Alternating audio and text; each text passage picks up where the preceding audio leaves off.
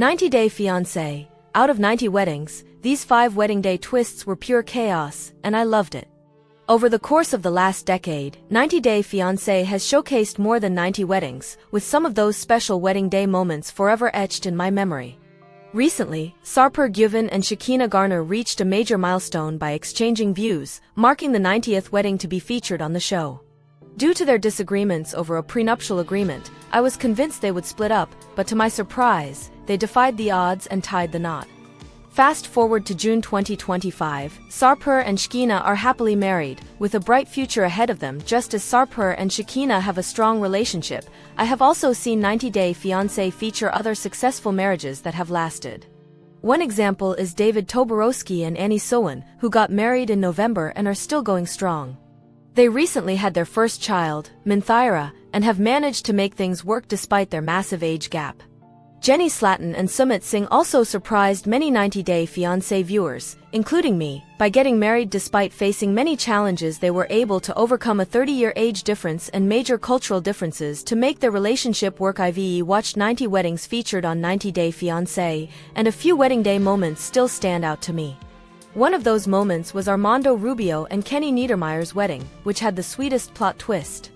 Despite facing numerous hurdles and delays on their journey, their strong compatibility made me certain that they would eventually get married. I also assumed that most of Armando's family members would be present at the wedding, except for his emotionally distant father. However, to everyone's surprise, Armando's father showed up dressed for the occasion, proving that he truly cared for his son. Mike Youngquist called off his wedding with Natalie Mordovtseva at the last minute. While I wasn't a big fan of Natalie Mordovtseva and Mike Youngquist's relationship, they had my attention with their pre-wedding drama. They didn't get married in 90 Day Fiancé Season 7, so I was curious to see if they would have a different outcome in Season 8. It seemed at one point that they might successfully overcome their problems and get married. However, the unexpected turn of events happened when Mike canceled the wedding just hours before the ceremony. Natalie was on the verge of leaving the US when she reconciled with him, ultimately marrying him in the season finale. I thoroughly enjoyed watching Angela and Michael's journey during the early seasons.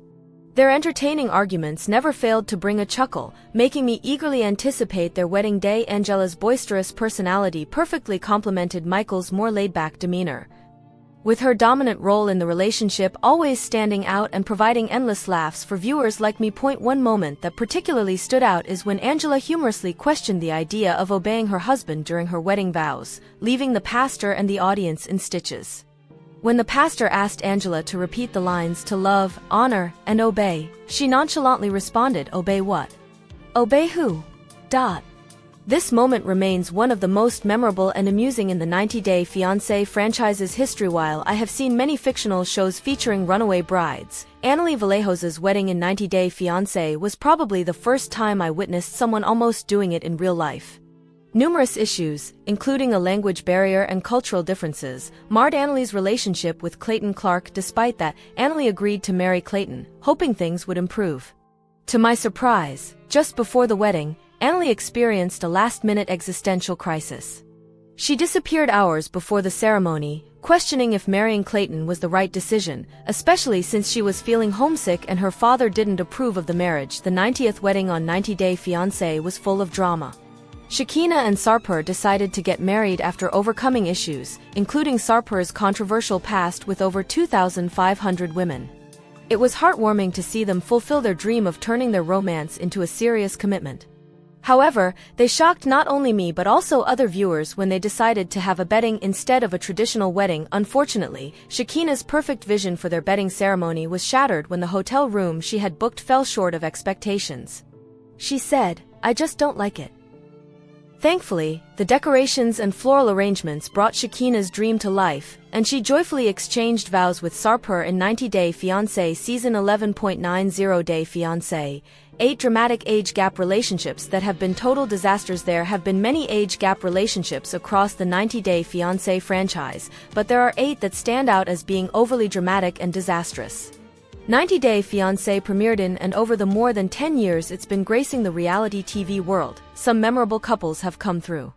There are 4 core 90DF shows: the OG one, Happily Ever After, Before the 90 Days, and The Other Way. Then, there are spin-offs from those, like 90 Day Diaries, 90 Day, The Single Life, and 90 Day, The Last Resort. These shows are comprised of franchise cast members in new chapters of their lives.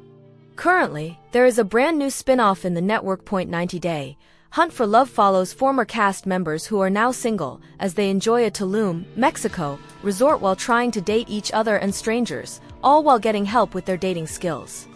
Exes Tim Malcolm and Jennifer Tarazona, who had a 13-year age gap relationship, have been taking center stage as their tension is palpable and Jennifer tries to sabotage Tim's experience. While Tim and Jennifer's relationship was notably problematic, there are other franchise cast members whose age gap relationships are even more toxic. The messy nature of the age gap connections on this list have been shocking, distasteful, and downright weird at times.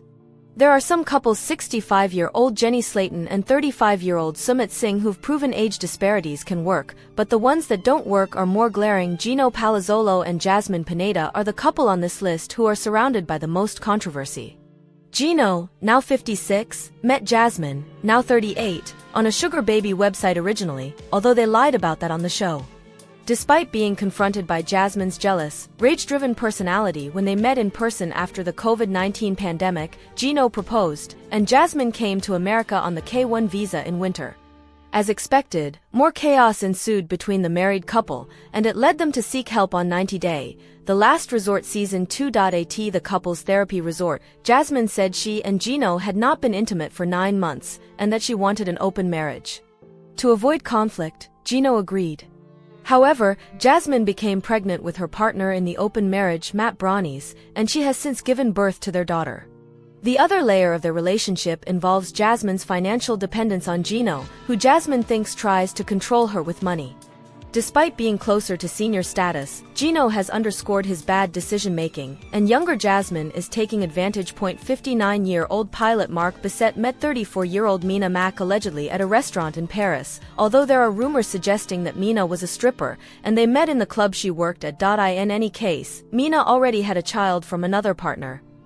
And she and Mark shared a 2-year-old, Maria, together. And Mina wanted more kids. Mark's grown daughter, Jordan, felt her dad was making a mistake with Mina, and that Mina was using him for his money and lifestyle. Mina, threatened by Jordan, called her a snake, and her attitude towards Jordan showed Mina's true colors. It's possible that Mina had an anchor baby with Mark to secure her future in America, otherwise it would make sense for an almost 60-year-old to be trapped with a baby. Mina showed herself to be very demanding and calculating, immature, traits that Mark likely wouldn't find in someone his own age. 90 Day Fiancé Season 11, which they appeared in, just ended, so more will be revealed during the tell-all. Tigerlily Taylor, 41, met Adnan Abdelfattah, 22, on social media, and the pair were only talking for 4 months before Tigerlily flew to Adnan's native Jordan to meet him. Throwing all caution to the wind, middle-aged double divorcee Tigerlily married Adnan the same day she arrived in Jordan. She didn't even know that he wanted 5 kids or that she would need to present herself a certain way to appease Adnan and his Muslim culture. Tigerlily felt controlled and resentful, while Adnan felt like he was in the right and the authority. Moreover, Adnan has become a 90 Day Fiancé villain for how he acted during the Before the 90 Days Season 7 tell-all, and Tigerlily defended her young husband's behavior. With Tigerlily and Adnan's age gap, it's hard to take them seriously because of how cringy they act. Before the now 60-year-old Big Ed Brown met now 32-year-old Liz Woods, he flew to the Philippines to meet his online girlfriend, Rosemary Vega, who was only 23 to Big Ed's 54 on Before the 90 Days Season 4. Big Ed has always said that he prefers younger women because he feels young at heart. However, Big Ed's penchant for younger, vulnerable women has largely come off as concerning and gross. Then 41-year-old Molly Hopkins, a mother of 2, met then 26-year-old Luis Mendoza while he was working at a resort Molly visited in the Dominican Republic. Luis had no interest in being a father to Molly's teenage daughter or younger daughter, and he even made inappropriate sexual comments to Molly's older daughter. Molly, who was blinded by having a younger man interested in her, ignored all the red flags in Luis, and it was unsurprising when their marriage ended in disaster with Luis leaving Molly, green card in hand. Rebecca Parrott has a 22-year age gap with her Moroccan husband, Zeid Hakimi. Not only did Rebecca catfish Zeid, but she had also brought over another Moroccan man on the K-1 visa before Zeid, which presented double red flags. However, Rebecca and Zeid are still together today, but Rebecca is still not acting her age. In 90 Day Diaries, Rebecca followed Zed to a bar and incorrectly accused him of cheating on her. Despite being the older one in the couple, Rebecca is more immature than Zed, and she causes her own issues. Ben Rathbun was 52 years old when he met 22-year-old Mahogany Roca online. Despite being a religious father of 4, Ben went down to Mahogany's native Peru to pursue her. She gave him mixed signals, but Ben was relentless in his pursuit of Mahogany.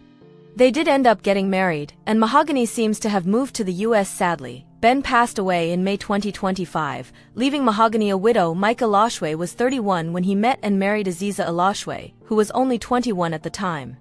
Aziza was from Russia and struggled to fit in with American culture and was dependent on Mike. In the time since their appearance on 90 Day Fiancé Season 1, Aziza had their one and only child, and Mike has been sent to prison. Mike was sentenced to more than 10 years for receiving, distributing, and possessing illegal videos relating to child pornography. 90 Day Fiancé, Happily Ever After? Season 9 premieres after 90 weddings on 90 Day Fiancé. This is the underrated couple that lives rent-free in my mind. The 90 Day Fiancé franchise hit a major milestone. And while I've seen countless couples appear on screen over the last decade, this one in particular still lives rent-free in my mind. 90 Day Fiancé began and, within a few years, it rapidly turned into a massive franchise with over 20 spin-offs. The OG series is close to ending Season 11, where it celebrated Shekinah Garner and Sarpur Guven's bedding ceremony, which is also the franchise's 90th wedding. This sentimental moment has me reflecting on my time with the series. The franchise has found its pace in pumping out 2 spin-offs at a time, while rotating through the spin-offs throughout the years. However, as the series aged, it seemed to shift away from less authentic couples, giving the franchise a more groomed feel. While 90 Weddings is certainly a massive milestone for the franchise, I can't help but reflect on the couples and the reasons I fell in love with the show in the first place, more specifically the couple that ultimately made me fall in love with the entire K1 premise, Loren and Alexei Brovarnik. Loren and Alexei's connection was evident from the start. Loren and Alexei first appeared in Season 3, and I was instantly impressed by their connection. In the earlier seasons of the franchise, the couples did seem to have more of an authentic connection than they do now. They also seemed to be truly in love with their partners, and Loren and Alexei were a part of this initial crew. It's tough for me to forget how Alex and Loren first made me feel on screen. They had what I could only describe as that puppy dog, high school type of love. While I did occasionally find Loren to be over the top and perhaps a little spoiled, I also thought their love was as plain as day. They were one of the few couples who seemed to have genuine intentions, and they've only continued to prove how valuable the K1 visa experience can be if international couples used it to their advantage. Loren and Alex truly represent all the benefits of immigration, without taking away from their marriage, in my opinion. When I think of real franchise couples and the type of marriages I would like to see in the future, I think of stars like Loren and Alex. 90 Day Fiancé has a high success rate, much higher than I would expect. However, not all couples are happy and healthy or prime examples of what a blossoming family should be. For instance, Libby Pothast and Andre Castrovet are still together, and while I can't deny their dynamic is entertaining, especially for reality TV, they're not the first couple to pop up in my mind when I think of 90 Day Fiancé franchise role models. On the other hand, Loren and Alexei show both sides to themselves in a rather tasteful way. They aren't perfect, and they don't pretend to never fight, but their on-screen turmoil is certainly more tasteful and relatable to the average viewer than some of the other stars. Over the years they've gone on to have 3 children and still appear on the occasional spin-off. Despite being together for almost 10 years, their on-screen connection has only seemed to improve, which was evident in their last appearance when Alexei supported Loren through several massive life changes. Overall, the franchise has come a long way, but couples like Loren and Alexei are exactly what the series needs more of. Stars like Shekinah and Sarpur are getting played out. Meanwhile, I found Stevie Nicole and Madi Jaromi to be more enjoyable because I thought they had the most genuine connection out of all the couples. Overall, the original series had more of a docuseries feel to it, but I think with the reintroduction of more couples like Loren and Alex or even Russ and Paula Mayfield, the series could make it to 180 weddings.